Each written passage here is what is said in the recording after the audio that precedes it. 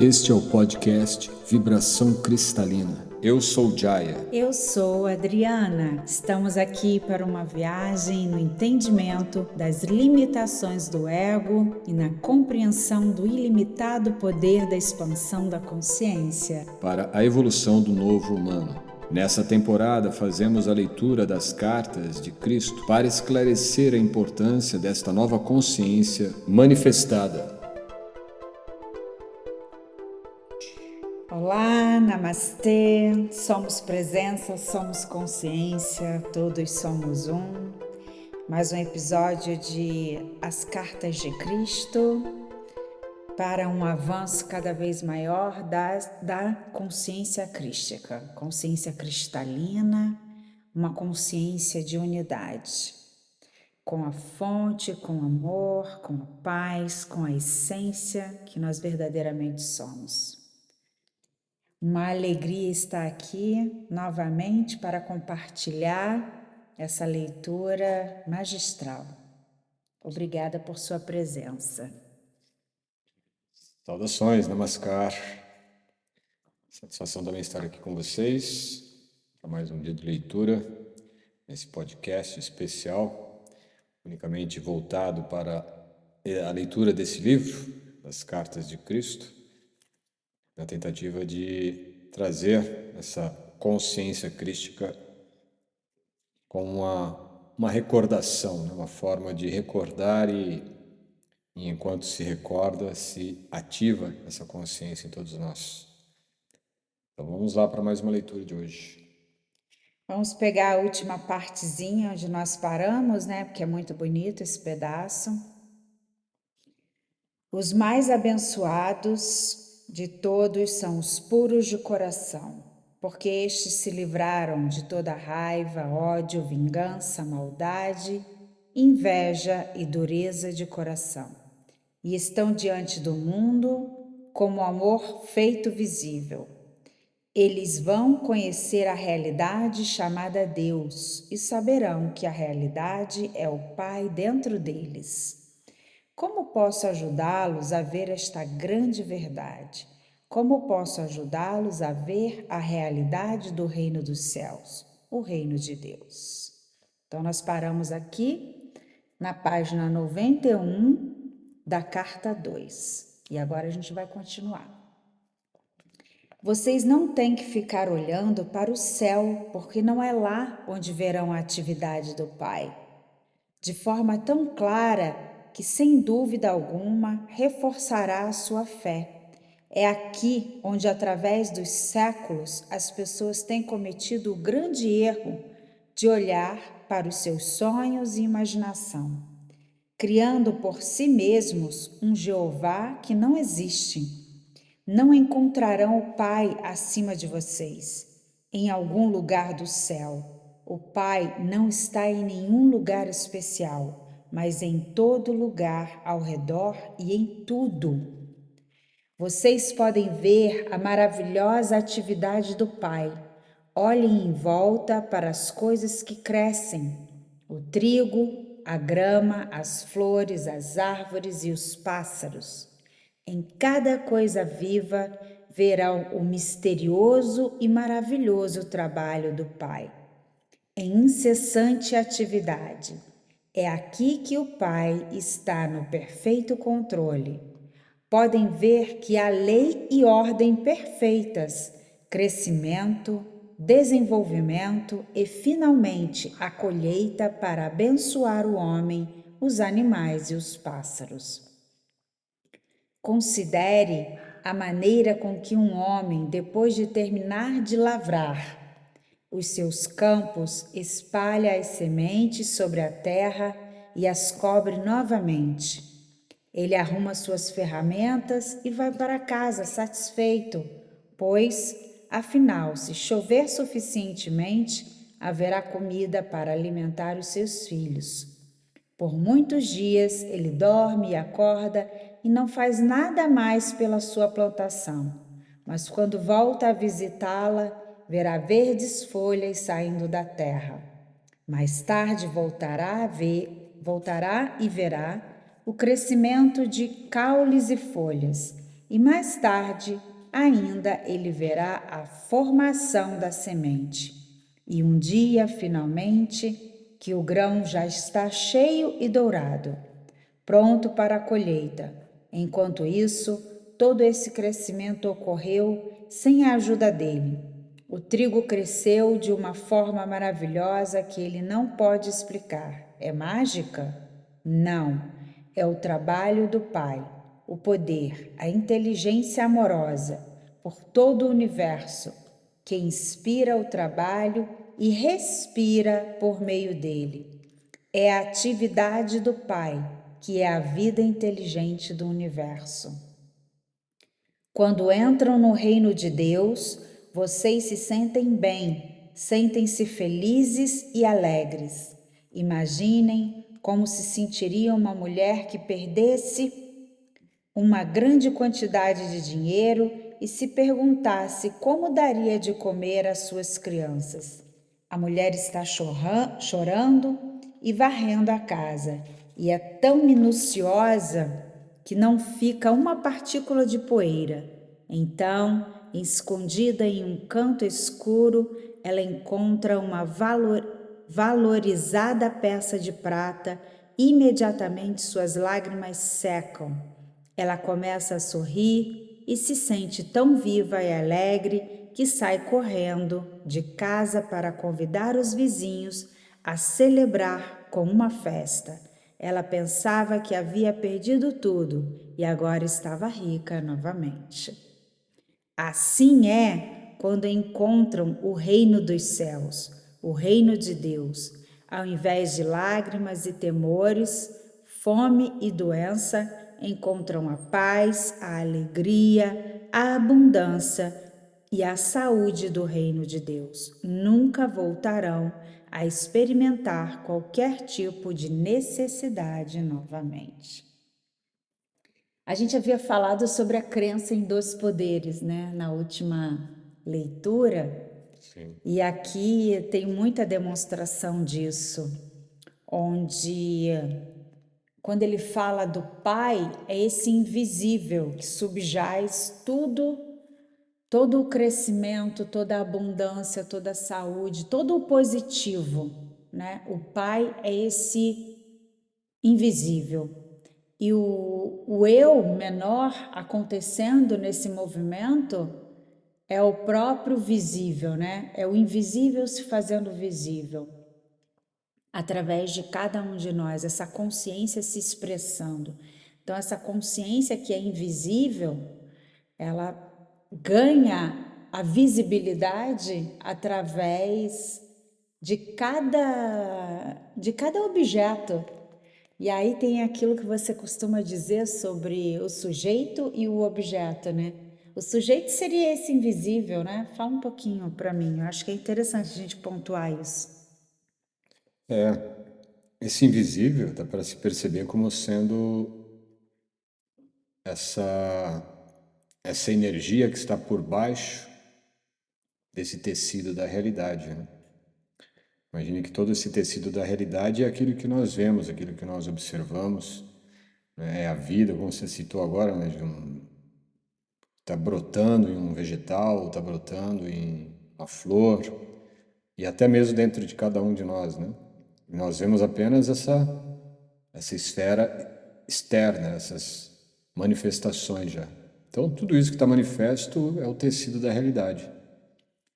E se a gente observa esse tecido da realidade a partir lá do nosso núcleo de consciência, do nosso ser, ali está o sujeito, né? Esse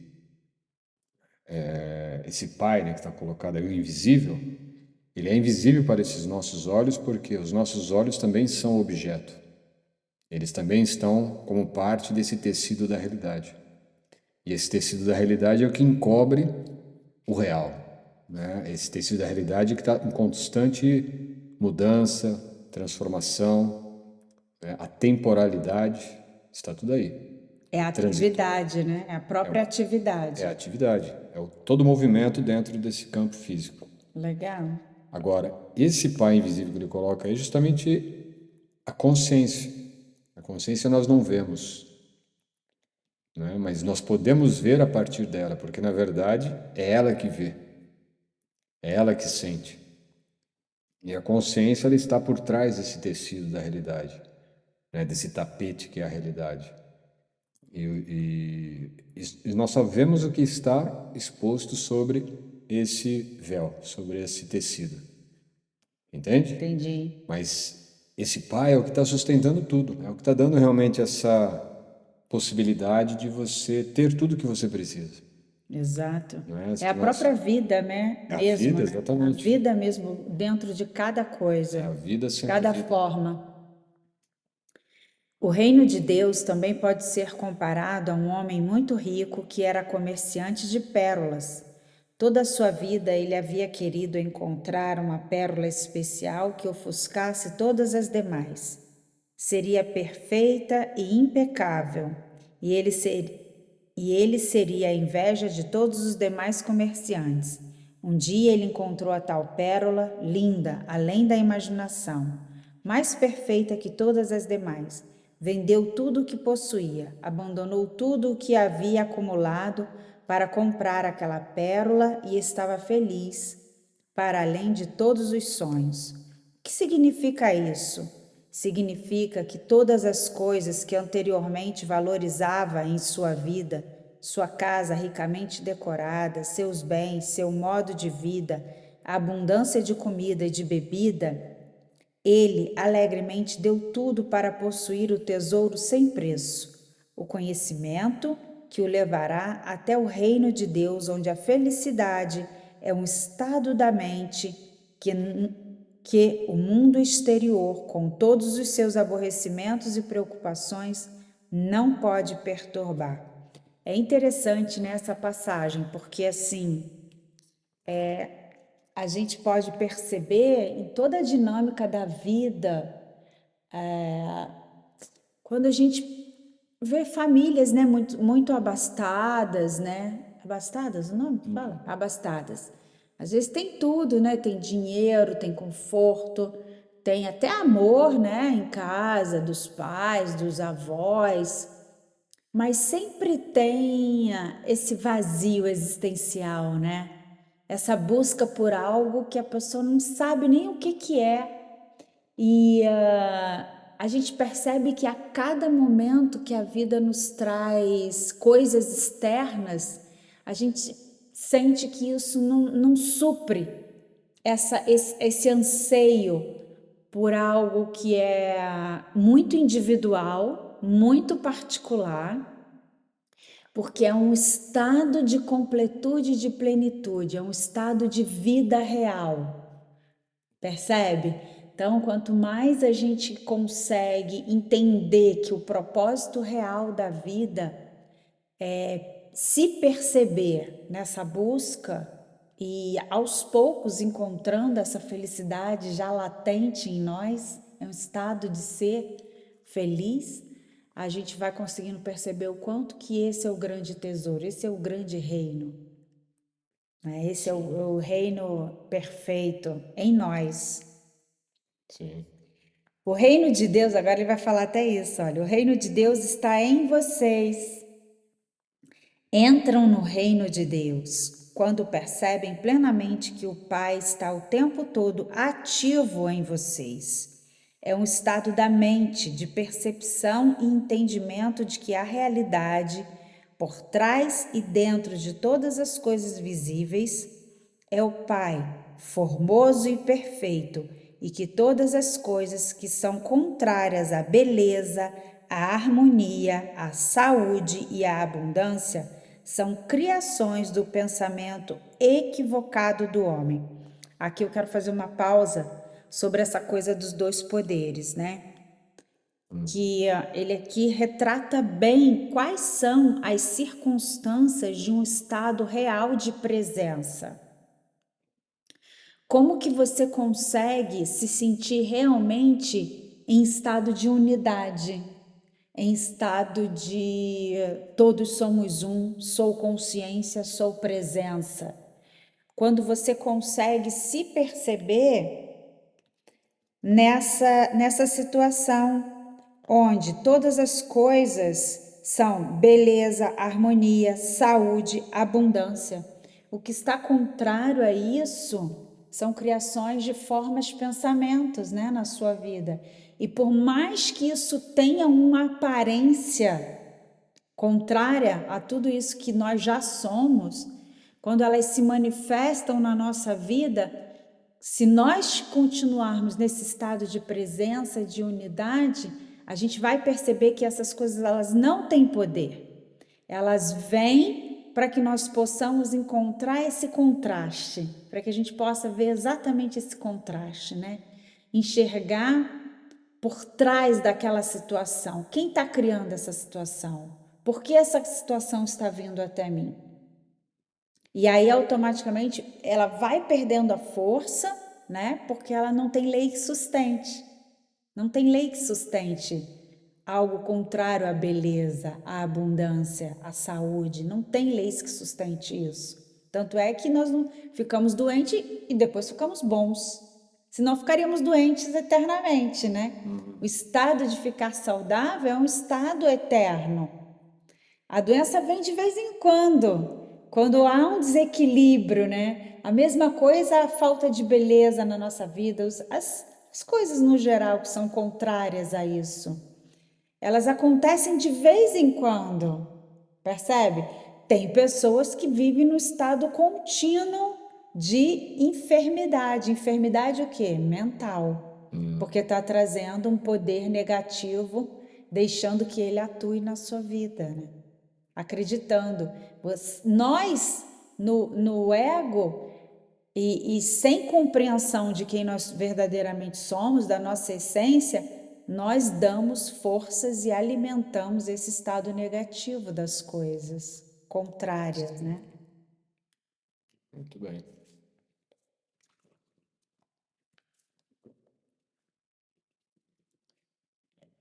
Eu sofria ao vê-los sofrer, mas não precisam sofrer mais se escutarem o que tenho para dizer. Mas devo avisá-los de que o caminho que leva ao reino dos céus é difícil de seguir, e isso quer dizer que, primeiro, terão de lidar com o seu eu, porque é que terão que se ocupar do eu. Porque é do desejo de proteger e de promover o seu bem-estar pessoal que procedem todos os pensamentos, palavras e atos egoístas. Provavelmente vocês perguntarão: por que eu deveria preocupar-me com isso? Se o que diz é verdade, que não há castigo, que Deus não vê as faltas, então por que deveríamos estar preocupados com a maneira como nos comportamos? Há uma coisa para ser aprendida aqui, que eu mal sei por onde começar. Como já expliquei, vocês extraem sua vida do Pai, portanto, extraem sua capacidade de pensar e de amar do Pai. Como o Pai, inteligência, é criativo, assim também a consciência de vocês é criativa. Com a sua mente e coração, vocês realmente modelam os planos de suas próprias vidas e experiências. Muito bom. E qual tipo de vida vocês planejam e modelam em suas mentes? Se alguém irrita ou machuca vocês, retalham de alguma forma, acreditam que se alguém se apropria do seu olho, devem retirar o olho do adversário em troca? Acreditam que quem mata deve ser morto como castigo ou compensação? Acreditam que quem os rouba deve pagar por isso? Que aquele que rouba sua mulher deveria ser apedrejado junto com sua esposa?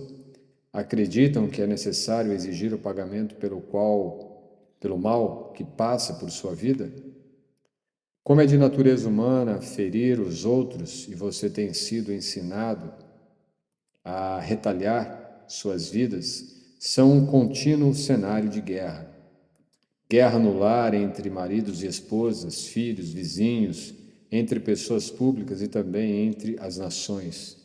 O Pai ignora essa guerra em suas vidas, mas conhece a tensão que surge dela em suas mentes e corpos. Mas nada pode fazer.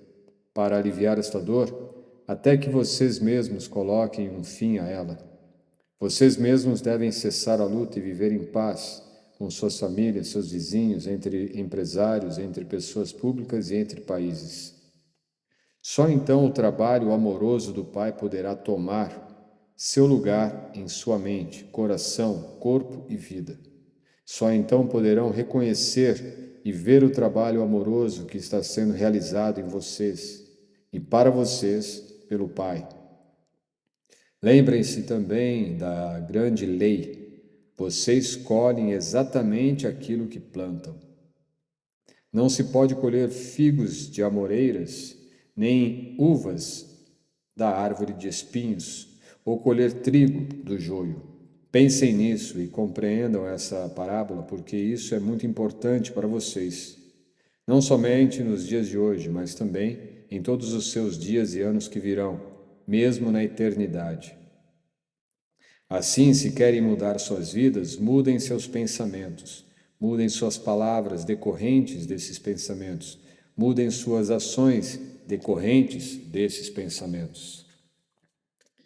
Aquilo que está em sua mente criará todas as suas experiências, suas doenças, pobreza, infelicidade e desespero. Muito bom, que aí ele começa a deixar muito claro dois aspectos, eu consigo ver assim nitidamente, né? Um aspecto é entender esse campo positivo que flui da fonte, que é o amor, a beleza, a benevolência, a abundância, a nutrição, o cuidado. Isso flui da fonte para nós, em nós e através de nós. Então, no momento em que nós reconhecemos isso, todas essas capacidades, todas essas qualidades, como não sendo nossa, como um fluxo que vem dessa consciência do divino em nós, através de nós, percebemos que é Deus vivendo sua vida em nós, né? Como ele já disse aí. Mas quando capturamos, quando roubamos todas essas características, essas qualidades para esse eu, achando que é eu que faço, não a benevolência fluindo em mim, não o amor fluindo em mim, mas sou eu que amo, eu que sou benevolente, isso gera uma situação de separação.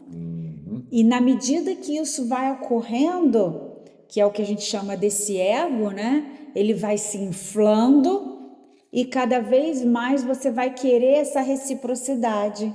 Então, se você dá amor, você quer amor. Se você é benevolente, você quer que as pessoas sejam benevolentes com você. Não como um fluxo que flui de você, mas como se você fizesse isso para obter algo em troca.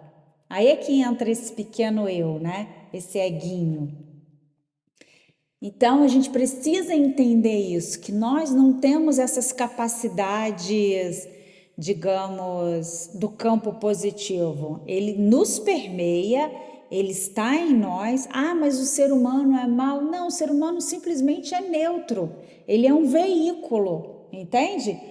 O que faz o ser humano se tornar mal é esse equívoco dele achar que é ele como uma individualidade fazendo, operando alguma coisa e não a vida existente nele, um fluxo do divino nele, né? Aí sim você vai simplesmente transbordar, porque isso é infinito. Você não tem mais conflito, você não fica buscando e querendo mais essas coisas, porque elas já estão em você. Então, automaticamente você já se sente preenchido por tudo isso. Não gera competitividade, não gera poder sobre os outros, porque você não tem mais essa necessidade. É um fluir contínuo, né? Então é isso que a gente precisa compreender, como é que é essa história desse eu, como ele se processa, como ele nasce à medida em que roubamos tudo aquilo que provém da própria vida, do pulso, da fonte, para nós. Quando isso se individualiza em nós, o ego surge. Dá a impressão nítida da separação. Exato. Se tudo está sendo suprido por essa fonte, que ele chama de Pai, e essa fonte está, né, emanando a partir de cada um de nós, ele coloca, né, que a capacidade, a habilidade, tanto de pensar quanto de amar, vem dessa fonte. Então, é tudo como um impulso. Nós temos esse impulso para essa atuação em total unidade com a própria fonte. Então, tudo está em perfeição, tudo está em unidade, tudo está em coerência. Só que, devido à imaturidade humana, né, porque eu não diria nem que fosse ainda um efeito do ego, né? O ego, na verdade, ele é o resultado dessa imaturidade da consciência humana. Se nós somos maduros, humanamente maduros, não precisamos nem ser tão espiritualmente maduros, mas só de sermos humanamente maduros, nós teríamos uma coerência maior com isso que emana de dentro de nós, que é puramente pensar em coerência nesse amor emanado da fonte. Então não haveria nenhum tipo de atrito entre pessoas, entre casais, entre famílias, entre vizinhos, entre nações, entre nada. Tudo ocorre devido a essa desconexão, a essa imaturidade de se entender como um ser humano, né? Para poder se entender, então, como uma fonte de vida espiritual, uma fonte espiritual que somos, fonte, naturalmente, em unidade com a fonte primordial, chamada por Pai, certo? E aí sim nós poderíamos agir de forma madura dentro de uma sociedade humana madura, né, interligando com uma consciência evolutiva humana coletiva. Sim, e ele fala aí no finalzinho, né, muito interessante, que nós devemos mudar esse nosso pensamento. Quando a gente muda esse pensamento, a gente muda as nossas ações, né? Dar as palavras. Muda as palavras e assim, por exemplo, isso são nas pequenas coisas, né? Estamos criando ídolos na Terra, né? Isso já é um erro. Quando a gente acabou de ouvir aqui agora que a inteligência é da fonte, a inteligência é de Deus. Ah, tem alguém que está manifestando essa inteligência. Ok, ótimo, mas reconhecer sempre que isso vem da fonte, sabe? Porque senão gera comparações. Então, se ele consegue jorrar a inteligência da fonte, um cientista, sabe, uma pessoa que descobre, uma pessoa que vive na tecnologia, que desenvolve cada coisa assim incrível, nós temos aí hoje em dia, né? Como que isso jorra direto da fonte? Então, não vamos nos apegar à personalidade, né? Cada dia mais vamos olhar para isso e ver como que isso jorra da fonte através daquele ser e não invejar, né? Não ver o que é correto. Invejar é isso, é você invejar uma pessoa, uma personalidade. Mas no momento em que você vê direito aquela pessoa como sendo um canal, um veículo daquele transbordamento, você percebe que isso é a vida comum em todas as coisas. Então, assim, quem é mais inteligente? É um personagem humano que projeta um foguete ou é uma orquídea que nasce no meio do nada e cria aquela beleza tão perfeita? Sabe? Não existe o mais, entende? Ambos são. Ambos são vida jorrando, então não pode ter esse comparativo. Isso é bom, isso é ruim, isso é mais, isso é menos. Temos que ver, projetar, sentir, pensar, agir como uma única fonte, como um único poder, como uma única essência, como uma única vida, como um único espírito, uma única consciência. E essa única consciência pulveriza através de inúmeras mentes. Então, as mentes que são mais meditativas, que conseguem sentir, estar em mais estado de unidade, conseguem de repente, captar mais essas características e essas qualidades do todo, né? Sim, exatamente. Tempo ainda? Sim, vamos lá. Tá muito bom. Começa um diálogo aqui. O homem gritou para mim: Diga-nos, mestre, como poderemos ou como podemos permanecer em paz com nossos vizinhos quando eles mesmos não vivem em paz conosco? Sorri para ele e disse: Quando seu vizinho chega até você e diz que ele tem que viajar a alguma distância e não quer ir sozinho e pede para você ir com ele, o que você faz? O homem riu. Se meu vizinho quisesse me levar para longe do que eu estivesse fazendo e não ficaria satisfeito, eu não ficaria satisfeito. Eu diria a ele para encontrar outra pessoa para ir com ele, porque eu estava ocupado. E como se sentiria o seu vizinho? Perguntei. O homem encolheu os ombros. Eu não sei.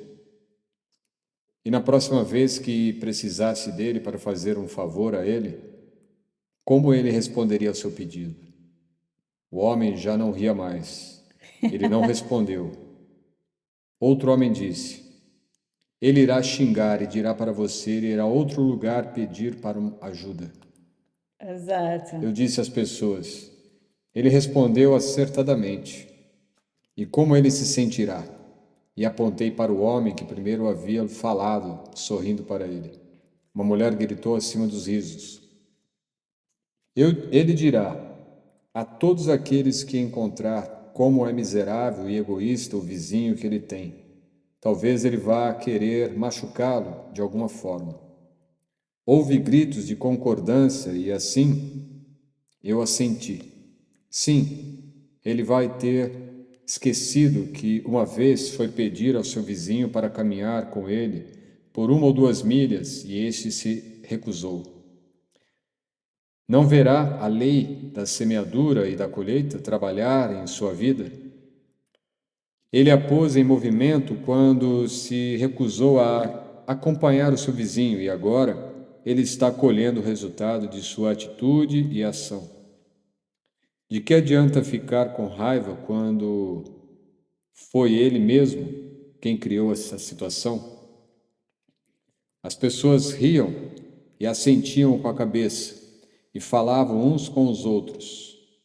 Nunca antes eles haviam escutado tal conhecimento do comportamento humano. Havia aqui um ensinamento completamente novo. Disse a eles: Aconselho que você, quando encontrar e vier pedir a aconselho que quando seu vizinho vier pedir a vocês para caminhar um pedaço no caminho com ele, ou qualquer outra coisa que o deixe mais à vontade e feliz, que primeiro pensem sobre o que gostariam que ele fizesse por vocês, se também tivessem uma necessidade. Como gostariam que ele respondesse ao seu pedido?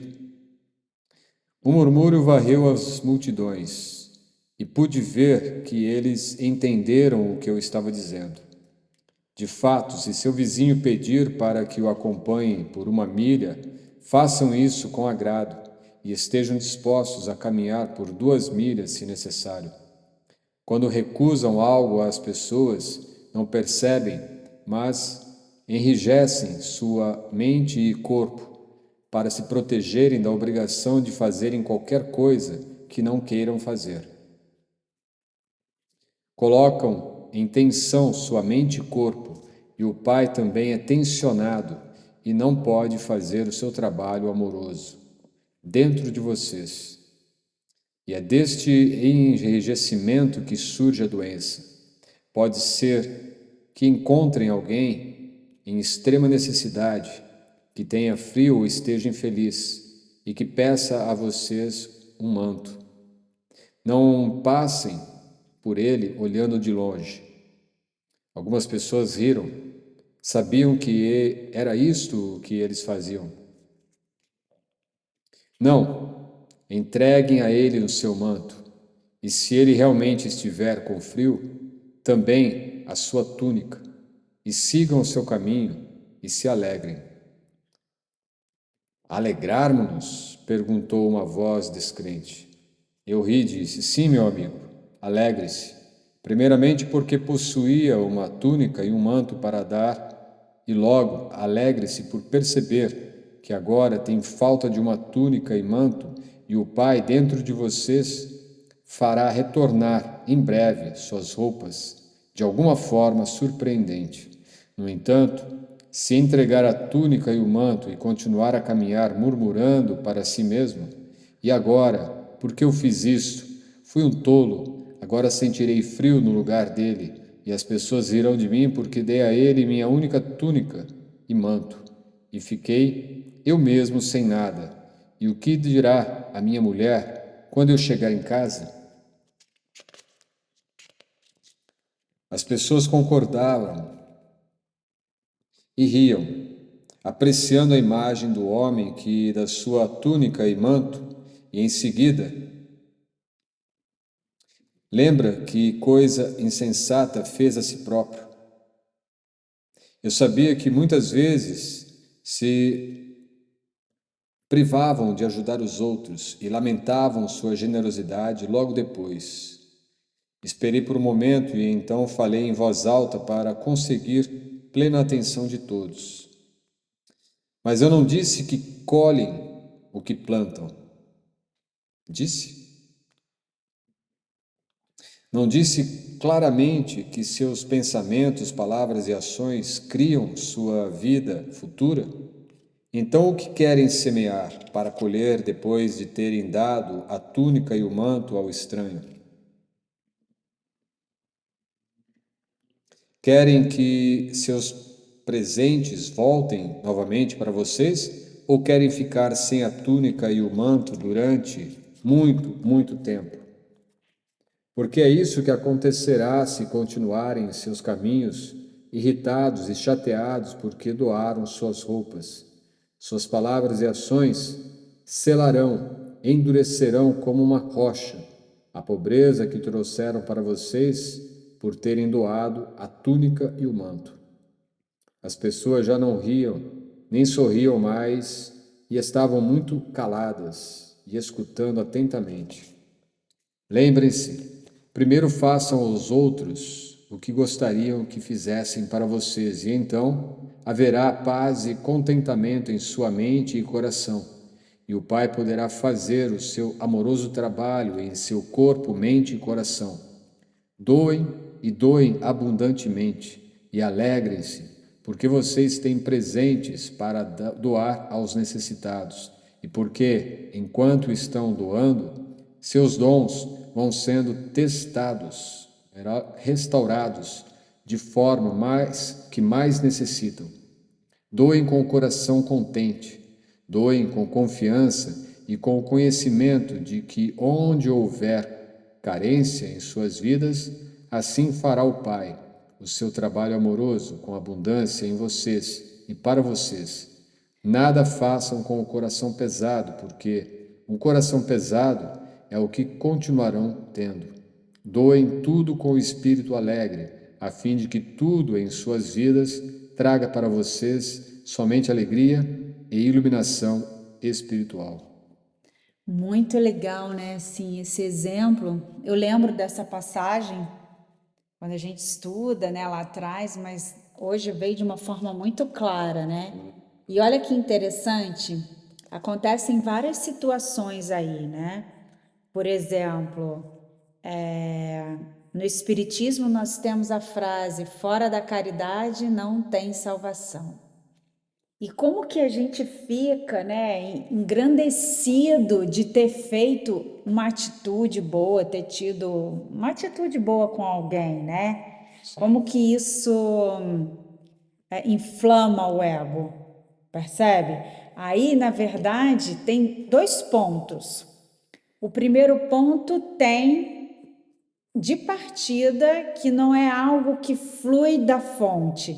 E aí ele diz nitidamente: o Pai consegue, através de nós, transbordar esse fluxo amoroso. Então, se a gente se restringe a fazer isso, nós estamos deixando esse fluxo do amor nos permear, né? Surgir, fazer através de nós. É como se nós estivéssemos impedindo a Deus de ter uma atividade.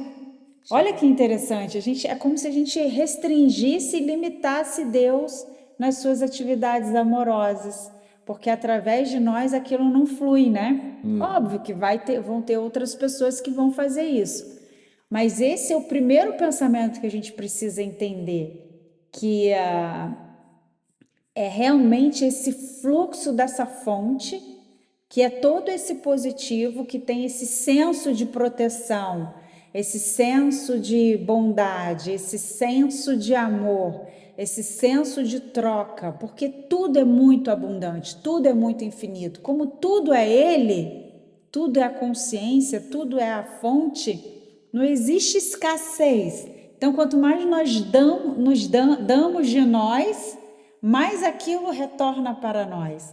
Mas aí tem esses pontos, né, que permeiam a mente humana. Se eu der, eu vou ficar sem. Se eu der, olha como eu sou bondoso. Então, lá na frente, se eu tiver necessidade, alguém também tem que me dar, me retribuir. E muitas das vezes, até quando a gente ajuda uma pessoa, a gente quer que aquela mesma pessoa nos ajude. E às vezes não vai acontecer isso, né? Vão ser de outras fontes, de outras consciências.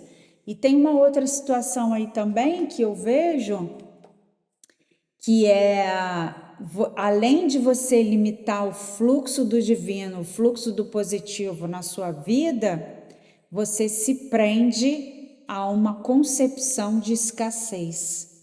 E aí é que vem o senso de separação novamente, né? Porque fora da fonte tudo é limitado, mas na fonte o completo e o pleno é ilimitado. Sim. É sempre completo e sempre pleno. A gente pode ver isso até na própria forma de manifestação, né? Que é uma única consciência, eu diria que seria uma única consciência, um único espírito, dando vida a milhões de seres. Infinitos. A infinitos seres. Então, isso é realmente infinito, né? É um transbordar contínuo, não cessa. Quando nós entramos nessa plataforma espiritual real da vida, a gente consegue sentir isso no nosso campo. As infinitas possibilidades acontecendo, a infinita abundância acontecendo, o amor a gente consegue perceber na nossa família, com os nossos filhos, nosso marido, nossa esposa, né? Assim, com os nossos vizinhos, no seu trabalho, você sente que quanto mais você dá, mais mais você é preenchido. É diferente, né? Então essa mentalidade ela precisa estar muito coesa e coerente, que na fonte tudo é infinito, não tem falta, não tem escassez. Mesmo porque nós não estamos dando nada de nós, nós estamos dando o que jorra já da fonte, através de nós. Exato. É sutil o detalhe, mas não é uma troca. Não, Essa esse é o ponto mesmo. colocação não é feita como uma previdência, né? Uma aposentadoria. Eu vou fazer isto porque lá na frente eu vou ter o meu retorno, né? Eu vou fazer essa caridade porque lá na frente eu não quero passar por necessidade. Não é essa a mentalidade. Em vez de uma questão ligada à troca, que é muito caracterizado, né, na ideia de ser caridoso, né, de ser a noção de caridade que existe na nossa mente ocidental e não é diferente também na mente oriental. Porque é a ideia de fazer o que eu preciso fazer aqui para não me faltar lá na frente, ou eu não precisar, né? Sim. É basicamente troca. Quando, na verdade, isso é um simples fluir, é um simples emanar. É potência no ato de presença. Isso no ato de presença. É permitir com que a fonte se faça fonte através de você. Jorrando. Certo? Então, não é nem pensar de forma alguma de que é para melhorar a minha existência, né? Eu preciso fazer isso para na próxima vida nascer numa condição melhor. Não existe nada disso, não é? Se você está nessa conexão total, nessa unidade com a fonte, não há nenhuma falta, você simplesmente está transbordando aquilo que já é da própria vida. Exato. Porque a gente tem essa limitação de ver as coisas do ponto de vista mesmo da materialidade, né? O que eu estou fazendo, o que eu estou conquistando, ou o que eu estou doando, a gente vê muito desse ponto de vista material mesmo, né? Como se estivesse suprindo a carência ou a necessidade do outro para que eu não tenha necessidade nem carência, Sim, né? Quando na verdade é uma visão ainda de falta, ainda de separação, de sim, ruptura, né? Se você entende que você está na fonte, é como se você estivesse atrás de um balcão de atendimento, né? Sei lá, de distribuição de água. Você está ali, as pessoas passam e você simplesmente vai distribuindo água para elas.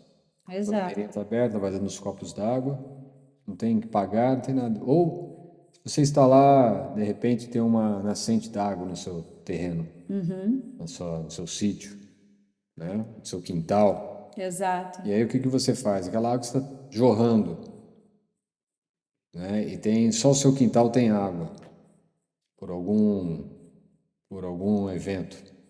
E aí as pessoas estão com sede, você vai embalá-la, colocar nos copinhos e vender para todo mundo.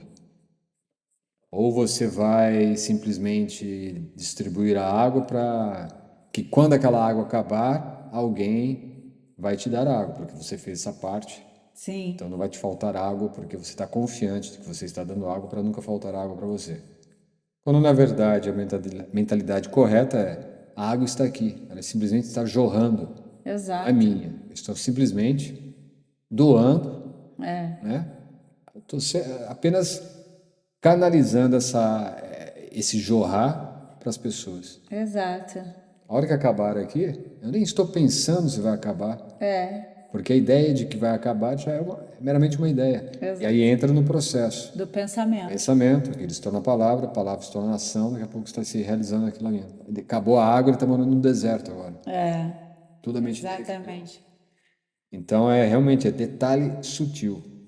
Com Eu sou certeza. caridoso. Mas sou caridoso para quê? Para que eu seja recompensado em algum momento, eu estou apenas aplicando numa previdência privada, né? É, Ou eu estou sendo caridoso para, de alguma forma, ser reconhecido, né? Uma sim. pessoa muito caridosa, um altruísta.